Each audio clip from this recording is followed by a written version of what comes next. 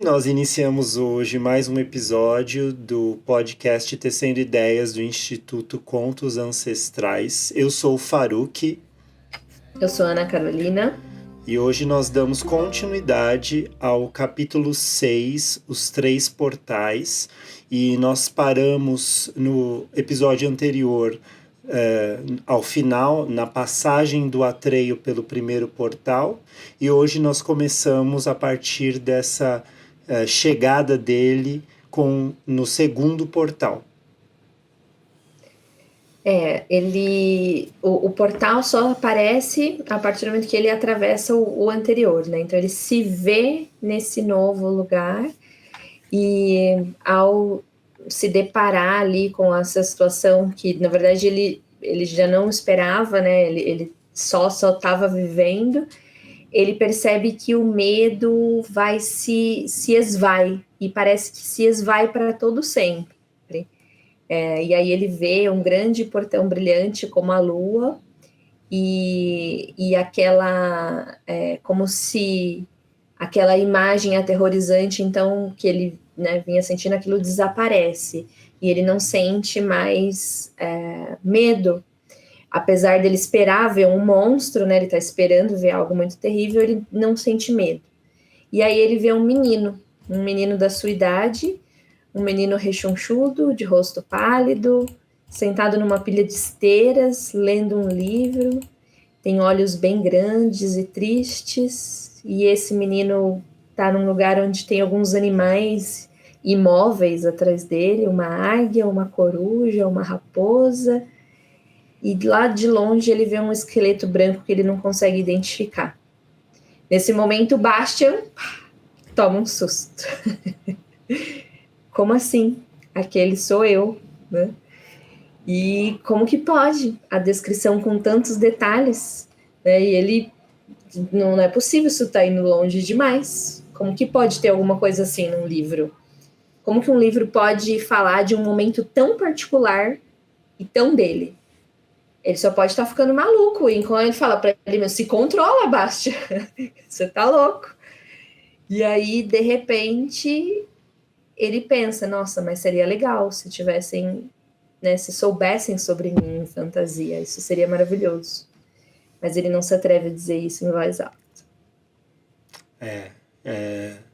Aqui a gente finalmente, toda a história estava caminhando para isso, e finalmente a gente tem um momento importante da história onde finalmente a gente entende quem é o protagonista da história de fato, que é o Bastian, não o Atreio, né? O Atreio é o Bastian também, é um Bastian, né? E quando ele finalmente se olha no espelho, é, ao mesmo tempo que o Atreio de dentro está olhando para o Bastian de fora, o Bastian de fora está olhando para o Atreio de dentro. Então é a mesma, é o mesmo herói. E aí, novamente, o ego, a mente racional que quer controlar, que ainda está em processo no Bastian, não no Atreio. Lá dentro ele já sabe, mas lá fora ainda resiste, né? Então, é tão normal isso, né? A nossa mente não aceita com essa facilidade, né? Ela está acostumada a fazer desse jeito, ela está acostumada, os hábitos automáticos que a nossa vida nos obriga a tomar, eles são muito fortes. O cérebro material biológico, ele funciona por esse caminho automatizado e automatizante. E a consciência tenta transpor isso. E aqui é um embate, por isso que era tão difícil esse segundo espelho, né? É o embate agora do Bastian, não do Atreio. É o Bastian que está no seu embate, né? Ele não quer, ele deseja internamente, mas ele não quer reconhecer que ele sempre estivera dentro da história. A história era o tempo inteiro sobre ele também, né? Ele era um personagem, né, na história. E acho que reconhecimento mais terrível para alguns de nós é saber dessa verdade inexorável de que a gente só é mais um personagem na história. A gente, a gente não estava no controle de tudo. A gente não domina e não controla. Tem muita coisa que sai das nossas mãos, do nosso controle. A história é muito maior do que o que eu escrevo dela. Apesar de eu ter muita força nela e eu precisar reconhecer disso para ter mais autonomia, eu tenho que reconhecer também que eu posso estar simplesmente sendo um personagem inconsciente de uma história que talvez não era minha, não era a que eu queria contar, não era a história que eu desejava que os outros me lembrassem por ela. Esse episódio vai dar muitas músicas, porque você fala a palavra controle e eu me lembro da Adriana Calcanhoto cantando Remoto Controle, né? Remoto controle, e ela vai contando tudo em remoto controle, porque é isso, né? Esse controle que, na verdade, é uma ilusão, né? Assim como esse espelho, ele tenta desvendar as ilusões, ele vai mostrar, então, um confronto com o nosso eu interior aí, e o Atreus, de repente, se vê como um menino estranho, um menino que não se enquadra, um menino, né? E também tem esse outro lado desse herói, né? Que tem toda a coragem, que é todo, né? Segue esse padrão da valentia e da disposição, mas de repente ali ele se vê como um menino, né? Um menino qualquer, um menino triste, né? De olhos tristes. Então, é um momento também de se ver despido de ilusões. E ele não tem medo de se ver. E por isso ele consegue passar, né, por esse portal. Esse é um momento do confronto com a sombra que o herói vai fazer, né, na jornada do herói. Esse é o momento de confrontar a própria sombra. É legal essa questão da parte do Atreio, né? Como ele já se entendeu, ele já abriu mão daquele controle que a gente estava fazendo essa analogia no primeiro portão. Aqui nesse não precisa ter medo de nada, eu não tenho mais medo de me ver como eu sou, né? Eu já me despi desse ego falso que tenta controlar tudo e que faz essa ilusão de estar no controle. Eu já sei que não está. Então, eu olhar agora quem eu sou de verdade não me assusta. Por isso que essa é a grande aprendizagem que já está dentro do Bastian, desse herói que já está dentro dele. Não tenha medo de olhar e ver, olhar para os seus próprios olhos tristes e reconhecer a tristeza nele, porque você também consegue, do outro lado do espelho, reconhecer um herói. Então tem um herói também atrás dos olhos tristes, então não tenha... honre os olhos tristes, eu acho que tem isso também, né? Honre, porque o herói já está honrando, né? Você é um herói por ter esses olhos tristes, você é um herói por ter vivido, por ter perdido a mãe, você é um herói por tá sobrevivendo e tentando lidar com o luto. Você é um herói por ter um pai que não tá te olhando, mas você ainda tá tentando ser visto. Você é um herói por sofrer bullying diariamente, por não ser compreendido nem pelos professores. Você é um herói, mas você ainda não reconheceu essa grandiosidade que há em ser comum, em ser um herói comum. E é isso, o Atreio já se despiu de tudo isso e já olhou, ele já está ensinando, né? Ele tirou as máscaras, o Bastian ainda não, porque não é para ser fácil. Se fosse fácil, não era o grande desafio da aventura desse herói é agora, é aqui, né? É por isso mesmo que o Atreio sente é espanto, não medo, né? Ele se espanta porque ele esperava algo outro, né? Algo muito aterrorizante. E o Bastian tem ali, né? Primeiro ele vê no espelho da própria sala, né? E ele se vê com uma autoestima muito baixa. E de repente, pelos olhos do Atreio, ele percebe que ele também é, né? Esse outro, esse em completude, ele também é o Atreio, isso também faz parte da imagem dele, né? Então, esse self, né, que é o que contempla o todo, que esse espelho integra, mostra também uma conexão de fantasia, não mais só como um lugar de evasão pro Bastian, né? Mas também como um portal mesmo, um portal um rito de passagem, esse portal que vai transformá-lo também, que vai colocá-lo na direção, né? Ele não está só fugindo, mas ele está sendo, né? Ele está tomando posse de si mesmo, né? Ele Ele está está se encontrando, né? tomando as rédeas da própria vida. Ele né? está se encontrando, né? Ele está Uhum. se encontrando, finalmente, né? E aí eu fiz umas anotações aqui que eu queria compartilhar. Quando todas as máscaras, né? Então, saindo do portal da Esfinge, todas as máscaras que a gente veste lá foram despidas. Então, as máscaras para a sociedade, para a família, para nós mesmos, elas não servem mais. Né? Era justamente aquela ilusão de controle do ego. Elas não encaixam mais, não fazem mais sentido, a gente cai na real, finalmente, a gente olha e esse olhar, então olha só, o olhar antes era do outro, era de tudo, era o olhar das esfinges sobre mim. Né? Então, o olhar de todo mundo, da sociedade, da cultura, da tradição, das necessidades, daquilo que colocaram na minha cabeça desde que eu nasci, que eu tenho que, devo, é obrigado a, tem que vestir assim, falar assim, pensar assim, era o olhar das esfinges sobre ele. E aí ele superou. Quando você supera essa necessidade de refletir esse olhar, o que sobra? Você.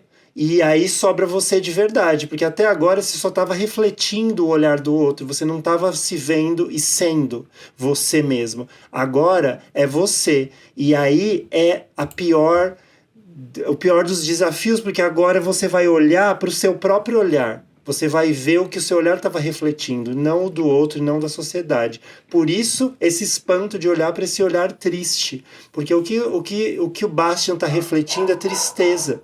Pois ele ainda não tinha se dado conta do quão triste talvez ele de fato esteja, né? Parte do luto é entender que eu estou triste, e que eu preciso lidar com essa tristeza de alguma forma, ela não vai embora sozinha, né? Então, o verdadeiro olhar de nós mesmos, sem mentira, sem verdade absoluta, sem as convenções, é o olhar da insignificância da condição humana, de estar a cada dia que passa morrendo por estar vivendo.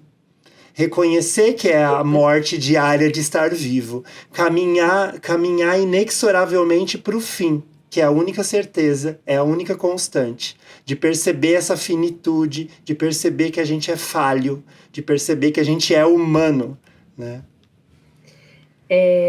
Nos 3 aspectos antroposóficos, né, que eu tinha trazido, no primeiro portal é o pensar e aqui é o sentir, então é esse momento em que as coisas dão nó aqui no meio, né? O pensar tá na cabeça, né? Tá aqui, tá mais nesse mundo de fora. E o sentir, ele vai aqui para onde as coisas se entrelaçam, onde o que vem de fora me compõe, mas o que eu sou de dentro para fora também, né? E isso encontra aqui o nó. É aqui que as coisas dão nó e é aqui que os nós se desfazem também. Né? É aqui que a gente consegue dar vazão para as coisas, né? É nesse lugar em que eu possibilito a pausa no respirar, né? Eu inspiro e aí eu pauso e aí eu respiro. Então essa pausa, ela tá aqui no meio, que tá no sentir. E aí, enfim, se você não for comentar Eu tenho aspecto... só mais uma anotação aqui que eu acho legal, porque aí esgota o que eu tinha anotado, né? Porque tem esse ponto que tem um polo aqui muito claro e aqui está um polo oposto desse momento, onde a gente tem o herói de dentro que já entendeu e o herói de fora que ainda não, ainda está num processo, né, de cair a ficha. E aí o que acontece nesse momento? Então, tem um momento da nossa vida que caem todas as máscaras, eu me deparo comigo mesmo, e aí eu poderia tomar a iniciativa de caminhar sendo mais inteiro. Porém, acontece muito de eu querer correr de volta para as máscaras que caíram, né? Então eu quero pegar elas de volta e encaixar. Elas já estão em 1000 pedaços, eu estou tentando remontar ela no meu rosto. Eu preciso voltar para um lugar de conforto. E aí a gente se convence mentalmente de que já está nesse lugar novo, mas na atitude e na vida, e aí corroboro o que você está trazendo do sentir e do querer e fazer, não está ainda. Né? Então é um processo muito difícil, muito longo, e que muitas pessoas ficam perdidas nesse primeiro. Elas já sabem, mas elas não conseguem ser ainda, elas não conseguem atuar no mundo sendo. Ainda tem um processo muito longo de elaboração. E aí a gente volta e tenta pôr uma máscara que já é de vidro, é de acrílico, ela é uma máscara fantasma, ninguém tá vendo mais a máscara, todo mundo já tá vendo mais você, só que a pessoa ainda não conseguiu se colocar, né? Ela ainda tá naquele lugar. E aí a gente inventa alguma desculpa para nós mesmos, para continuar nos enganando, para continuar fingindo, para continuar onde eu já estava acostumado demais, porque é como uma encenação que eu tô acostumado demais a ser aquele personagem. Como que personagem sou eu, então, se eu parar de encenar? Essa fica de pergunta de reflexão para todos nós, né?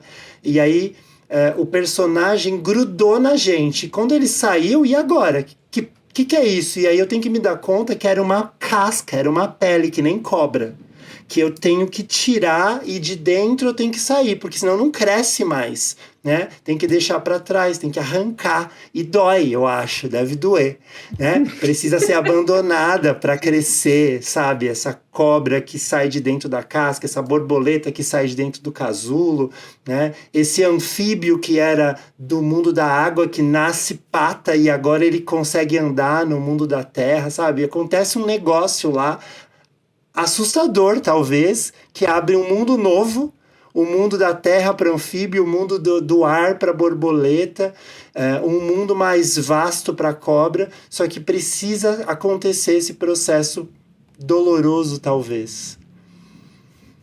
Eu acho que esse detalhezinho final que você está trazendo, ele está mais ligado já com o Portal 3. Mas eu queria, antes de ir para o 3, né, fazer o paralelo dos espelhos. Há tantos espelhos, né, nas narrativas que são interessantes e que a gente pode olhar, expandir o símbolo, né?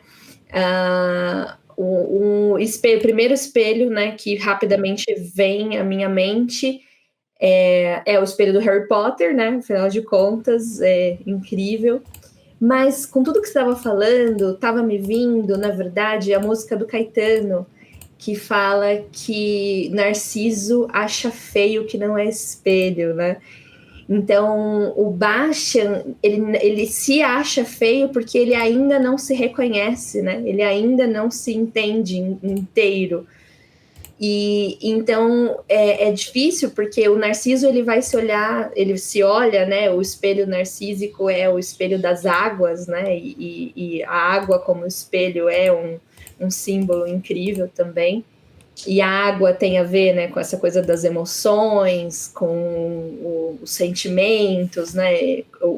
Pensando na relação dos 4 elementos também, né? Tudo isso que envolve esse sentir, né, esse movimento interno. E pensando nesse espelho que o Narciso busca encontrar, né, a gente trouxe a imagem do espelho do Matrix também, que é esse espelho que reflete uma realidade que é programada, uma realidade que eu acredito que é a realidade, mas que não é, né? E ele acredita plenamente. E ele precisa ir vivendo muitas coisas para ir se desfazendo, né, daquelas crenças de que aquilo é a realidade, né? Que naquele momento, e a cena é muito interessante, né? Que ele põe a mão e quando ele puxa, aquilo meio que toma um pouco ele, porque conhecer um pouco da realidade, aquilo te molda, aquilo muda você, né? Por mais que você volte, você não vai conseguir enxergar do jeito que era antes, né? Então, todos esses espelhos também eu acho que são interessantes aí para a gente finalizar esse portal antes de dar esse passo para o terceiro. Eu pus aqui enquanto você falava desse espelho, e eu queria também pôr uma imagem que eu trouxe que parece. É uma imagem do filme onde o Atreio lá na frente encontra com o lobo.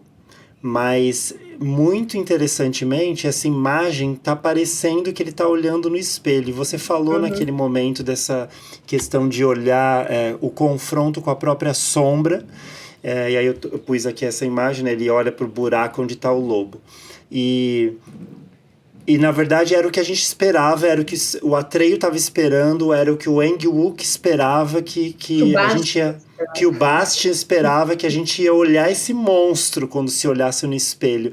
E muito mais assustador do que isso é olhar a si mesmo e ver seu próprio olhar triste. Então, para o Bastian foi o maior dos sustos, né? Quando ele se depara consigo mesmo, né? Ele percebe que a história sem fim é um espelho. E que esse espelho agora tá mostrando ele, né? Se não ficou claro até aqui, agora, e vai ficar mais no próximo, fica muito claro que era sobre ele o tempo inteiro. Muito no bem. Harry Potter, o espelho de Ogized, ele mostra o que ele quer ver também, né? Tanto que ele olha, ele quer ver os pais, ele não sabe se ele está mostrando o passado e o futuro, né? Ele não entende. Até que o Dumbledore explica para ele, não é nem passado nem futuro, é o seu desejo. Né? E o Ron, que tinha muitos irmãos e não era bom em nada, se vê, né, todo bom em várias coisas, né, se dando bem em tudo. E ele também acha que é futuro. Não é futuro aquilo, são os desejos, é o presente. O espelho mostra o presente, seja, né, esse presente que eu olho aqui, né, face a face, quando me encaro no espelho comum, ou nesses espelhos mágicos que mostram a gente por dentro, né? E falando de música, para terminar, né, uma analogia vinda de uma música do Oswaldo Montenegro, que eu já falei algumas vezes dela, porque faz muito sentido para mim aqui, né, que eu estava dizendo sobre esse querer voltar para o lugar, para a zona de conforto, com medo dessa face que agora me foi mostrada sem máscara. E aí na música Quebra-Cabeça Sem Luz, né, tem uma estrofe que fala: nossa primeira antena é a palavra que amplia a verdade que assusta. A gente repete que quer, mas não busca, e de um modo abstrato se ilude que fez. E é isso, né? Ficou na minha mente, eu vi a verdade, e aí eu me convenço de um jeito lógico, tentando de novo que o ego comande todo o processo, que ele já sabe que não dá conta, de que eu dei conta de que eu já consegui, mas eu não desci de fato, eu não trouxe de lá da onde eu caí, da onde eu estava, o que eu precisava para elaborar. Eu simplesmente jogo, coloco para baixo do tapete e não olho, né? Eu cubro o espelho, eu não olho. Como naquele momento da história que o Bastian, que você falou, que narrou, né? Que o Bastian olha, vê e não quer olhar porque não tem nada para olhar lá. Ele olha, se vê no espelho e vê que não tem nada para ver. É essa negação de olhar para si. Remoto controle de novo. Eu vejo tudo enquadrado.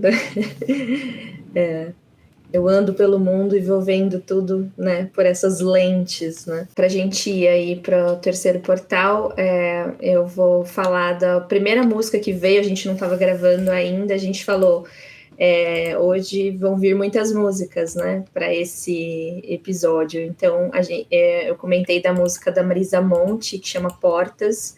Eu queria ler um trechinho da letra. Nesse corredor, portas ao redor, querem escolher, olha só, uma porta só.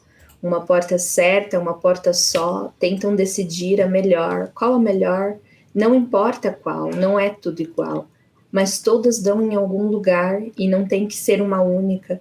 Todas servem para sair ou para entrar, é melhor abrir para ventilar. Ventilar esse corredor, nesse corredor, portas ao redor, querem escolher, olha só. Uma porta só, uma porta certa, uma porta só, tentem decidir a melhor. Qual a melhor? Não importa, não é tudo igual, mas todas dão em algum lugar. E não tem que ser uma única. todas servem para sair ou para entrar. É melhor abrir para ventilar esse corredor, esse corredor. E o clipe é muito Nossa. incrível, né? Também. Acho que valia aí a gente trazer, nossa, muitas músicas hoje, hein?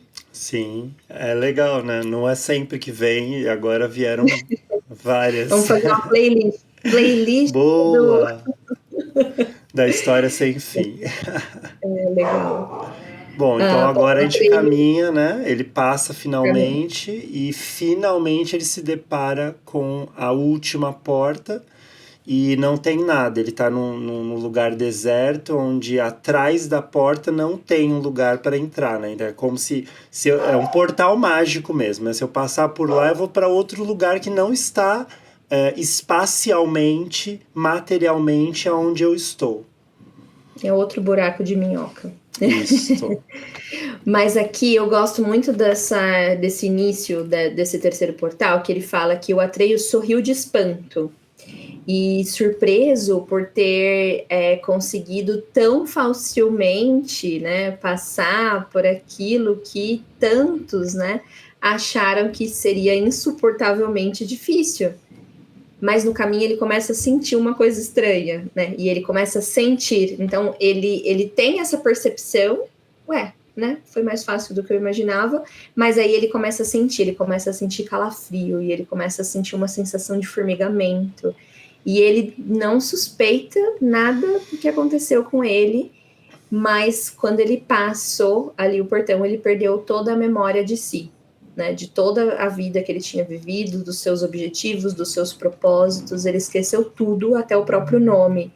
E era como se ele fosse uma criança Isso é muito recém-nascida. importante. Isso é muito E importante. aí Isso é uma que das imagens aqui, de uma é criança. a conexão que você fez, né? Quando você falou daquela pele da cobra, né? Quando ela se desfaz, da lagarta, acho que essa é a conexão com esse portal. É aqui esse momento de passar mesmo por esse canal uterino, né? De enfrentar esse desafio que, assim, não caibo mais nesse outro espaço. E agora eu preciso ir para esse outro Renascer. mundo. Eu preciso nascer de Renascer. novo, né? E é isso, foi um processo onde é o olhar de tudo sobre mim, o olhar totalmente externo do mundo, aí eu consegui superar, aí eu tenho o meu olhar, quem eu sou hoje, e aí eu consegui superar, e agora o que sobrou então? Aí volta para uma essência, volta para uma semente, e agora eu preciso começar de novo, porque se eu não sou o que todo mundo disse que eu era, e eu não necessariamente preciso ser quem eu estou vendo agora, pois eu tenho toda a potência do mundo para ser algo novo. E aí eu volto a ser, eu me reconecto com essa criança interna que tinha toda a potencialidade do ser dentro dela, mas talvez não tenha sido evocada até agora. Você tá falando e eu tô me lembrando do Neil, né? No Neil faz e ele volta muitas vezes, né? E sempre diferente, né? Nesses renascimentos, né? Que ele E vai a fazendo. palavra new é novo. Né? O new é É o novo, né? próprio. Ele é o próprio, né? E esse novo que representa o self, né? Essa luz, esse escolhido, né? Esse né? Que dá conta, né? De fazer a jornada, né? Bom, ele se esquece tudo, ele se vê diante da porta sem chave, ele não sabe que ele tem mais o propósito de chegar no Oráculo do Sul, ele não tinha mais ideia do porquê, o quê, e ele começa a se sentir leve, alegre, e aí ele ri de puro prazer, e então ele vê que a porta é uma porta comum, né? Não tem parede, não tem fechadura, e ela logo desinteressa. Não tenho mais, porque aqui ele decide que ele vai embora, então. Vou para outro lugar, borboletando assim. E aí o Bastian diz: não vai, volta aqui, você tem que passar pela porta. E aí o Atreio volta, né? Volta um pouco borboletando também, né? Deixa eu ver de novo aquele brilho acobreado, né? Daí ele acaricia a porta, ele percebe que ela é quentinha, tem uma sensação quente, quase viva. E aí a porta se abre sozinha, ela abre uma fresta uma frestinha. E aí na fresta ele vê que quando ele olha por fora é aquele vazio, né? Que o Faruk descreveu ali na planície. Mas quando ele olha na fresta tem algo outro ali, né? Ela é um portal. E aí ele vê um corredor enorme com colunas muito altas, né, com muitas escadas, é uma floresta inteira de colunas sem telhado. E aí ele vê o céu noturno e ele passa pela porta, admirando, com um olhar de admiração, boquiaberto. Então a porta fecha atrás dele. Nasceu. Sim e não. Tem umas coisas a dizer aqui. Então, primeiro, o que eu entendo desse esquecimento de tudo é que dessa vez o desafio maior era quem tinha que querer era o Bastian, não era mais o Atreio. Porque quem faz o Atreio voltar é a voz do Bastian. Então, primeiro, o Bastian tinha que... agora é a hora dele. Então, o tempo inteiro a gente está falando, desde o início dessa passagem pelas portas, que não adianta eu ter todo o conhecimento, não adianta eu estar apto para fazer, eu é que tenho que fazer, eu tenho que empreender, eu tenho que me colocar em movimento. Aí, enquanto nós acompanhávamos, quem estava se colocando em movimento era o herói que nós estamos lendo, era o Atreio. Então, ele se coloca em movimento, consegue passar pela primeira, aí ele se depara com o Bastian, mas é ele que passa pela segunda.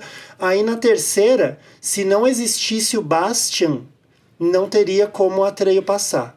Só passa porque o Bastian, mesmo que ainda não tenha caído por inteiro a ficha, ele se dá conta que é ele que precisa falar, ele que precisa lembrar o Atreio. Não, a missão não acabou, volta, você tem que passar. E aí o Atreio, como que por uma intuição, volta, mas foi a voz do Bastian que fez voltar, como se fosse a razão agora consciente, né? Fez uma volta para a consciência sabe o que tem que fazer agora. Então fez ele querer voltar, fez ele não querer desistir, porque era o que ele queria de fato. E esse é o único jeito dele passar também, porque ele não podia querer para conseguir passar. Então, como que esse paradoxo ia se resolver? Ele não pode querer para entrar, mas ao mesmo tempo, se ele não quisesse, como ele entrava? Né? Então, quem quer por ele, finalmente, aqui a carta do tarô para mim é a do carro. Finalmente o Bastian senta na carruagem e guia o cavalo para onde ele quer. Era isso que ele precisava fazer o tempo inteiro. Tanto é que, spoiler, a Imperatriz vai dizer depois que o tempo inteiro era isso que ela queria que o Atreio estivesse fazendo, mesmo sem ele saber, né? Nem o pobre Atreio sabia que ele também fazia parte, né? Outro spoiler. E ela fala, vai, Bastian, meu filho, fala. Corta, menino, você já não viu todos os sinais? Que aí é uma coisa que eu ia falar no segundo portal, que é o Bastian nega muita... que é o Bastian aqui como um paralelo de nós mesmos, né? A gente nega os sinais, a gente nega as sincronicidades, as coincidências que fazem sentido, praticamente jogando na nossa cara o tempo inteiro. Tem certeza? Você tá olhando isso direito? Você não tá percebendo isso? Você não tá percebendo aquilo? E a gente vai negando a nossa razão, essa consciência falsa do ego, de controle, vai negando, até que tem uma hora que falou, pô, tá na cara agora, já jogamos todas as iscas, você já... E aí? Né? É o que vai acontecer mais pra frente. Eu tenho mais coisa antes do salão, tá? Só pra você saber. Não, tem bastante ainda. Nesse paralelo, né, que você falou dessa voz da consciência que vem, que chama, né, quando a gente olha para a tríade da alma, pensar, sentir e querer, o querer está nos membros, né? Então tá nesse metabólico motor, tá nisso que é mais involuntário. Involuntário não no sentido que a minha mão não me obedece, a minha mão me obedece, mas ela também, ela tá se mexendo aqui, eu tô falando, e ela tem uma involuntariedade, tem algo do meu inconsciente que atua com essas mãos, que atua com esses pés, né, que atua com o meu metabolismo metabólico mesmo, né? Isso do excretar, né, do pôr para fora, que faz sozinho, que a minha consciência não precisa, não deve, inclusive, saber do que está acontecendo. Tem algo no funcionamento da vida que precisa que seja dirigido pela inconsciência. E para a antroposofia, quando a gente olha para esses 3 aspectos, o querer, ele está muito ligado com a confiança nesse invisível, né, com essa entrega de rendição mesmo, de deixar que esse inconsciente atue através dos membros.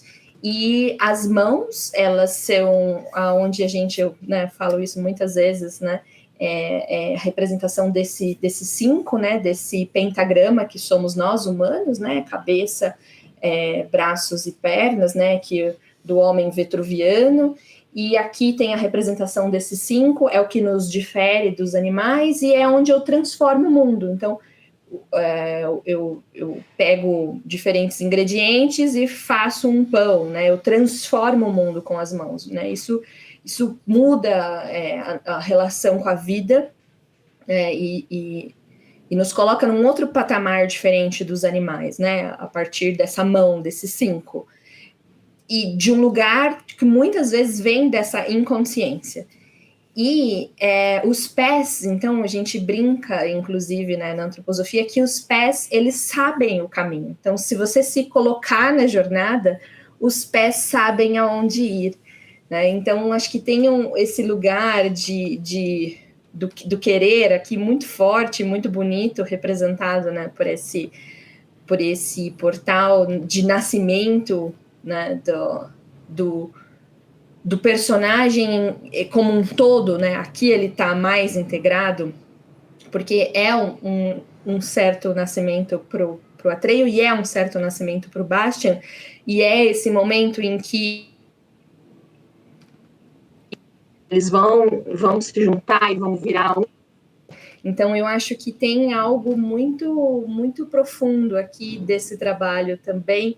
Eu concordo com você que tem essa voz da consciência, que tem esse paralelo que está trazendo, super, acho que faz todo sentido, mas também tem esse outro aspecto, né, que é deixar nessa confiança aí do invisível, que os pés encontrem o caminho para alcançar-se a si mesmo. Então, cada pé conhece o seu próprio caminho, né, os pés conhecem.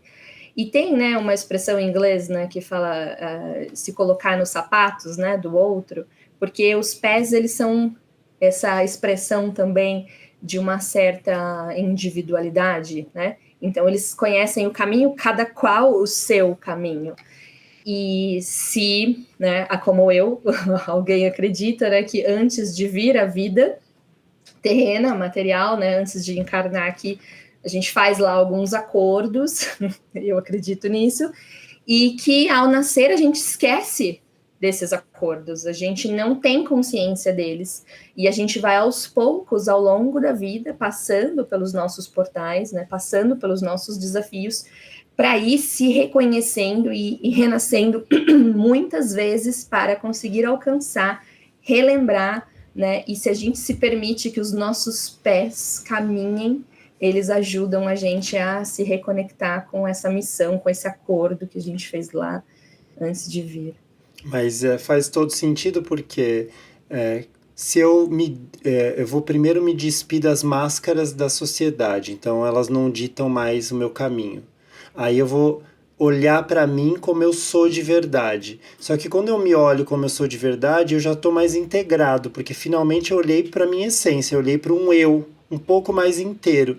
Então agora o que está guiando é a consciência, que seria um ego que está mais ouvindo mais o self, ouvindo mais o inteiro, o integrado.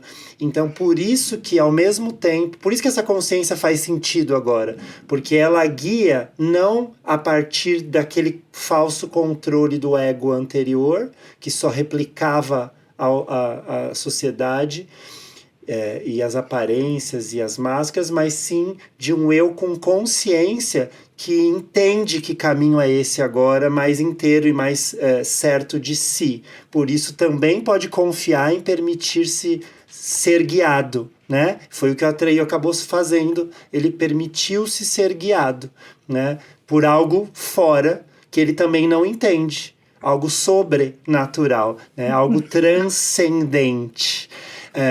E aí seria, para mim, pensando no adulto que finalmente está fazendo esse processo de reencontro consigo mesmo, que volta a se encontrar dentro de si com a sua criança, mas é o adulto que está olhando para a criança. Então, o adulto que sou hoje olhando para a criança que talvez eu nunca tenha sido, que estava lá em potência querendo ser, e agora eu, adulto, posso dar as mãos para minha criança interna e falar, vamos ser agora, no nosso presente, que é o único lugar que existe, vamos ser agora inteiros. Então a criança interna vai se deixar ser guiada, mas tem um adulto permitindo esse contato e essa integração mesmo, né?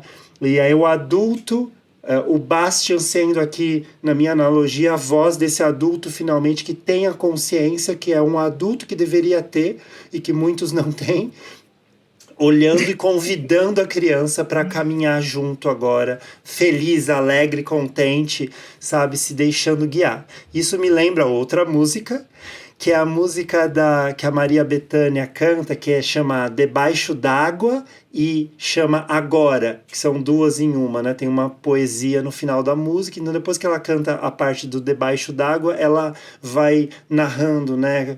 Declamando aquela poesia que chama Agora, e fala desse velho, né? Começa com o velho morrendo e vai voltando no tempo até voltar para a criança, para o feto que nasce para o novo de novo. E eu acho que é bem isso que aconteceu aqui, né?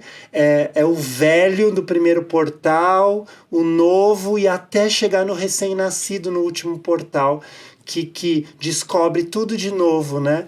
Então é um caminho de volta do velho ao novo, da morte à vida, num caminho inverso, dobrando o tempo nesse buraco de minhoca, né?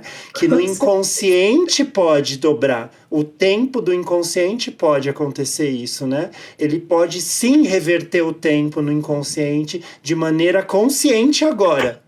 Porque se não voltar e ser consciente agora, eu vou ficar perdido. Eu vou ficar louco como os outros rabinos, eu vou ficar com raiva da vida. Não, eu tenho que trazer para o consciente e fazer algo com isso a partir de agora. Bom, se você não quiser falar mais nada desse portal, eu vou amarrar aqui o final do Sim, porque a Uyulala só aparece no próximo capítulo. Isso. Bom, faz todo sentido, eu acho que é isso, até porque a gente vai vendo, né, o Bastian e o Atreyu, né, nesse jogo de luz e sombra. Então, o Atreyu, nesse momento, está caminhando para a luz e o Bastian vai caminhando para uma certa sombra, né? Então, eles estão ali nesse yin yang, né, fazendo esse processo. E aí o relógio bate 16, né, 4 horas, e tá escuro demais para ler, então o Bastian começa a tatear procurando um interruptor e ele não encontra, daí ele tira uma caixa de fósforo do bolso, que ele sempre carregava porque ele gostava de fazer fogueira, mas ele percebe que tá úmido, né, ele tinha tomado chuva, e aí a ideia de passar a noite na escuridão deu uns calafrios nele, apesar dele não ter medo de escuro, ali, né, naquele lugar, parecia uma ideia muito boa. Aí ele para um minuto, presta atenção, ouve um pouco, e aí ele percebe que a chuva diminuiu lá fora, e ele se lembra que ele viu o candelabro. Então ele acende as 7 velas, né, e aquela luz dourada, então, começa a crepitar na sala, ele suspira de alívio, e pega o livro de novo. E assim encerra este capítulo. Eu preciso falar algumas coisas ainda. Uma delas, ainda bem que você trouxe, é o candelabro. Por que são 7, né? Poderia ser... Não poderiam ter falado número nenhum, poderia ser outros, mas são 7 candelabros, 7 hastes, né, que cabem 7 velas.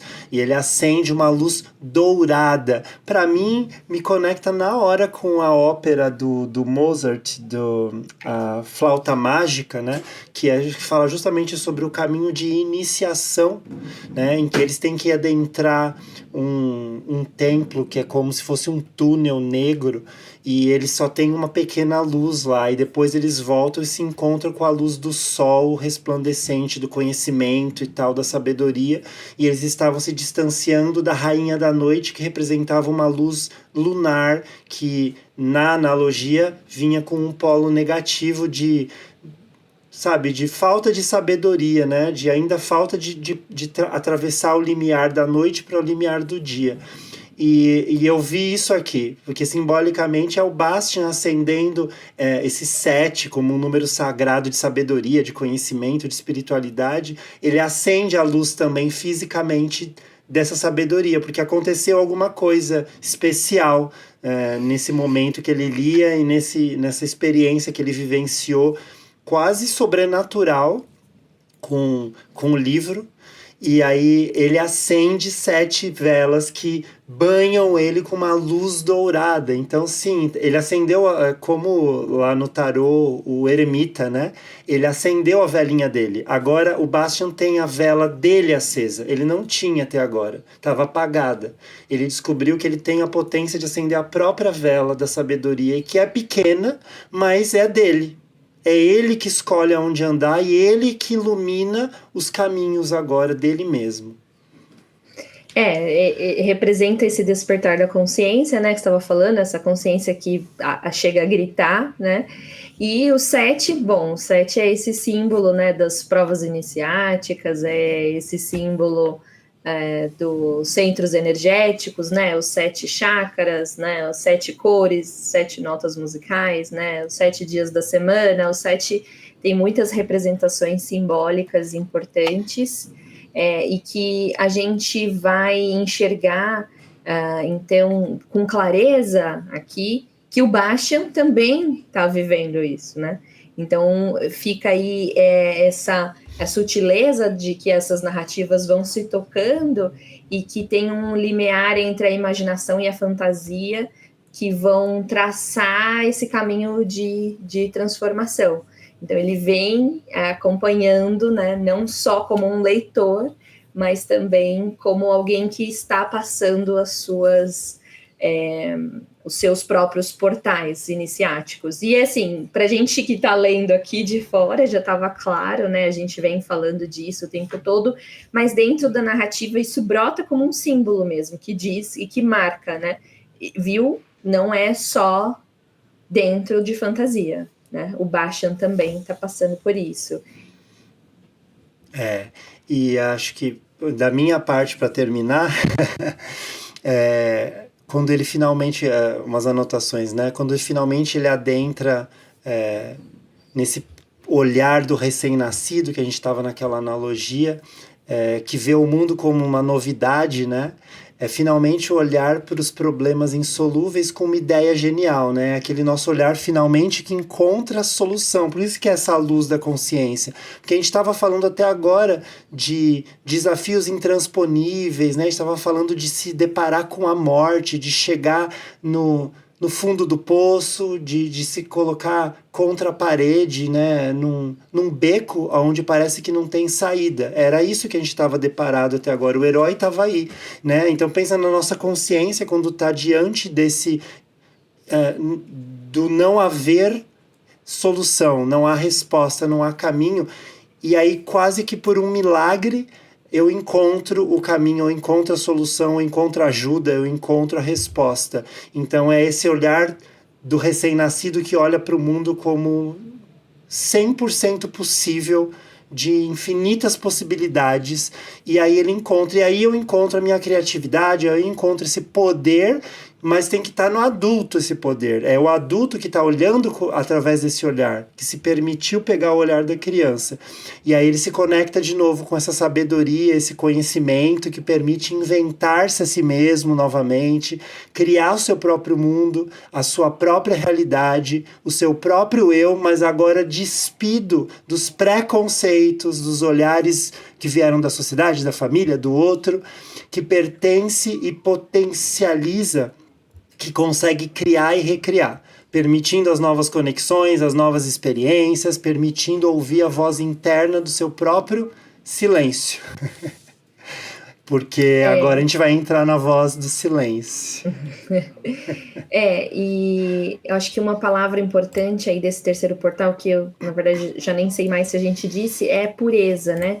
Dessa criança que nasce, e esse romper da casca do ovo também me lembra aquela imagem do Dalí, né, aquela imagem muito bonita do ovo, que é o mundo que se abre, aquele outro do homem também, que dentro do ovo vai rompendo assim, e a imagem do Neo, né, saindo da Matrix e encontrando, apesar de todas as possibilidades, um mundo que na verdade não era tão belo quanto ele imaginava, né?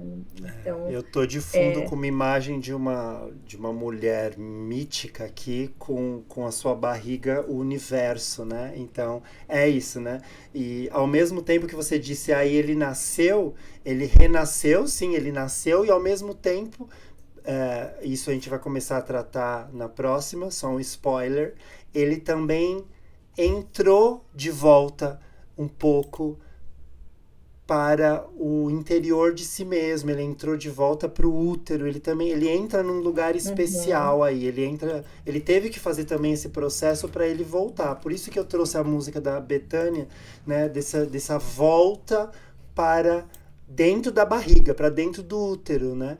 E quando ele finalmente conseguiu entrar nos salões de Uyulala, é como se ele estivesse entrando no mais essencial de fantasia, onde ele vai buscar uma resposta que só lá ele encontraria.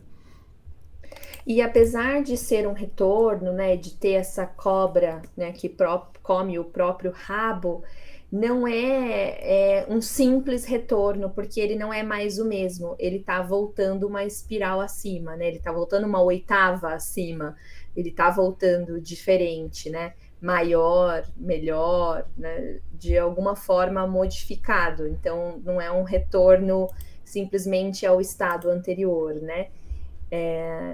E esses dois paralelos, né? Nascer com a possibilidade de maravilhas do universo e nascer para um mundo horripilante como o da Matrix, né? Um mundo que, na verdade, tá completamente corrompido e sombrio, né? E precisa da sua atuação para ser transformado, né? Então, eu acho que isso é o mais legal para mim da jornada do herói, no sentido de que não importa o quanto esse mundo externo seja horripilante, né? Esse mundo que eu estou vivendo seja complexo, difícil ou feio, porque eu, como ser humano, sou capaz de agir, né? E a partir da minha ação transformá-lo e trazer algo de mais humano para ele. E isso tudo traz a imagem do ovo cósmico, que também a gente fala muito, né? Que está dentro, né? Está na história, inclusive, né? A gente vai ter... E que é essa semente da potência do novo, porque quando a gente fala do retorno, né, a árvore, quando ela solta a sua semente, ela não está voltando, é uma volta, né, mas ao mesmo tempo é um novo, é uma oitava outra, essa nova semente vai dar uma nova árvore, é a mesma árvore, mas não é a mesma, é outra, né, então essa possibilidade na jornada do herói, eu acho que ela é muito simbólica para mim, assim. E esses 3 portais vão trazer, então, para mim, esse heroísmo que deve vir da entrega, né, e não da coragem, né? O Atreio precisa se desfazer da coragem, se entregar, de uma verdade que não é revelada pelos meus desejos ou pelos meus impulsos, mas pelo espelhamento, né, pelo conseguir reconhecer, o reconhecimento interno, e pela confiança, né, confiança no mundo espiritual, a confiança, né, a gente fala muito na antroposofia, confiança, né, nesse outro espaço e tempo que atua, que intercede, né, por nós, e que somos nós também, né? Que a gente só se conecta se a gente se colocar nesse lugar, nesse processo todo que a gente vem narrando aqui, nessa passagem pelos 3 portais, né, nessa transcendência. Muito bem, acho que muito especial, esse capítulo termina, a gente pode terminar o nosso episódio de hoje, e o próximo a gente já vai conversar com a Uyulala. Ótimo. É isso. Foi muito bom. Acho que mexeu muito comigo também. Esse é um dos capítulos mais especiais mesmo, né? Ele é muito profundo. Então comentem aí se vocês viram outras coisas, fizeram outras relações com outros símbolos. Compartilhem para que mais pessoas que gostam dessas análises e que gostam de viajar nos símbolos como a gente consigam expandir a sua relação com essa narrativa, com outras e com a gente. Isso aí. Tchau, até a próxima. Obrigada, até o próximo.